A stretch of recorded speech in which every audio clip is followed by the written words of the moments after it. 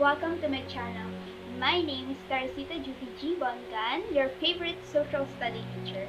And today, we're going to talk about the impact of COVID-19 here in the Philippines since the confirmation of the first local transmission of COVID-19.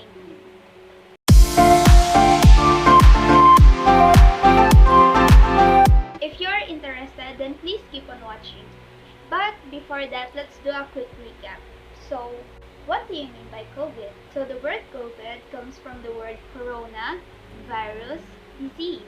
It was first detected on the year 2019 and it is formerly known as novel coronavirus. The coronavirus is highly transmitted viral infection that emerged from Wuhan, China back in 2019 and it is spread through all over the world.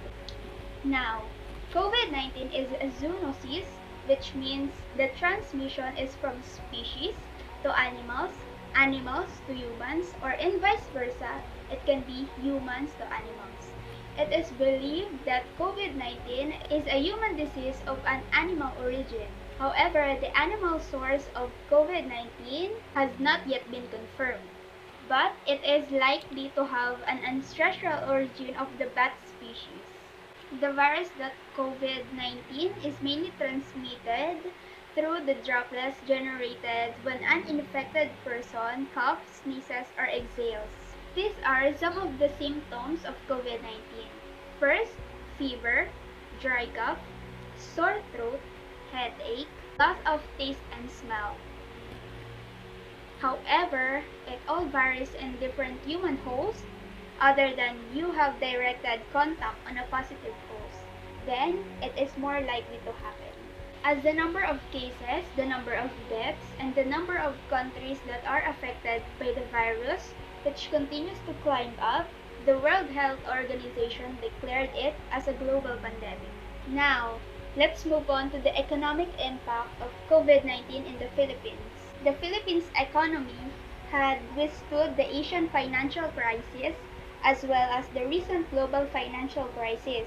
However, because the Philippines pandemic lockdown is considered to be the longest, wherein 75% of the economy has shut down, which led to the shrinking GDP by 11.5% in the third quarter of 2020.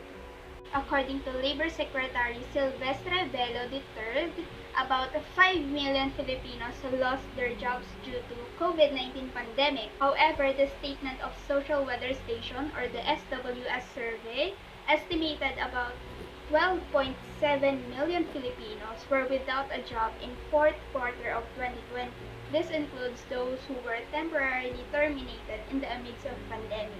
According to President Duterte on IATF meeting last February 1, the Philippines is losing 2 billion pesos a day due to COVID-19, given that the other countries who were greatly affected by the virus were experiencing the same. Given the fact that COVID-19 changes every aspect of our lives, one of the most affected sector by the pandemic is the educational system, which is now divided into synchronous and asynchronous learning. According to the Department of Education, the enrollment this year is 3 million lower than the last year's 27.7 million students, while the majority of the unenrolled students from private high schools, where over 400,000 of them have transferred to public schools. This is due to the shifting of the economy of the Philippines, leading to the increasing number of poverty rates in the country, causing them to let go of the education temporarily. Now let's talk about my thoughts. Simply as we are responsible for our actions, be accountable always, not just for yourself, but for the sake of others as well. If we are able to follow health protocols, we can lessen the difficulty that we are all experiencing now, most especially to our economy, to the frontliners who always prioritize their patients rather than themselves, to those unable to retain their jobs and remain unemployed in the midst of pandemic, to our educational system that still fights for the education and the future of the children, and to our family members who continue to strive for us to be able to survive in the pandemic. By simply following health protocols, we are able to save not just only the people, but our nation as well. As we are given a chance to survive the pandemic, make useful of your time to be aware on the things that should be taken action for. Second, be knowledgeable and critical to these things that should be addressed in order to disseminate proper information rather than to cause disintegration. And always remember to put mask on, wash our hands, and observe physical distancing. Lastly, be motivated and determined for the future of our nation. If you enjoyed this kind of video, then please don't forget to give it a thumbs up, and you can leave your thoughts and insights in the comment section below.